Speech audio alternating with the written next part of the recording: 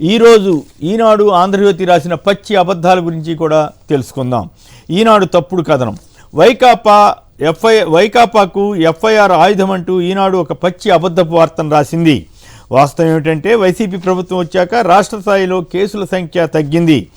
ఏ ఇద్దరు గొడవ పడ్డా దాన్ని వైసీపీకి అంటగట్టి ఈనాడు పత్రిక మోసపూరిత ప్రచారం చేస్తోంది.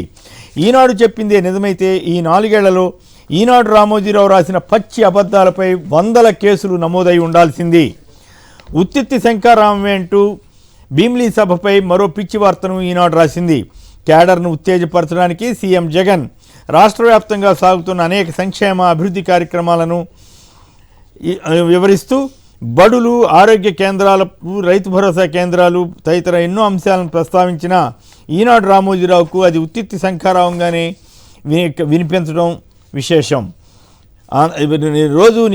రోజువారీ ఏడ్పుగొట్టు వార్తలు రాస్తున్న ఈనాడు అదే పనిగా ఈరోజు కూడా కొన్ని వార్తలను అలాగే రాసింది.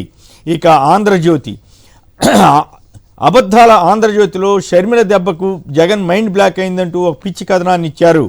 జగన్ ఎక్కడ షర్మిల ప్రస్తావన తీసుకురాకుండా తన పని తాను చేసుకుంటూ పోతుంటే దిక్కుతోచని ఆంధ్రజ్యోతి యజమాని రాధాకృష్ణ తప్పుడు కథనాలు ఇస్తున్నారు.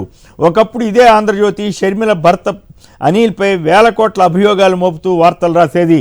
ప్రస్తుతం తెలుగుదేశం అవసరాల కోసం రాధాకృష్ణ తన రాజకీయ ట్రాప్లోకి షర్మిల, అనిల్లను లాగి పచ్చి అబద్ధాలతో ప్రచారం చేస్తున్నారు. అక్రమాల తోటలో అవినీతి గులాబీ అంటూ రోజువారీ రాసే ఏడుపుగొట్టు వార్తను యథాప్రకారం ఆంధ్రజ్యోతి ఇచ్చింది. ఇవి ప్రధానంగా ఆ పత్రికలో వచ్చిన వార్తా విశేషాలు. ఈనాడు ఆంధ్రజ్యోతిలో వచ్చిన అబద్ధపు మోసపూరిత వార్తా కథనాల విశ్లేషణ.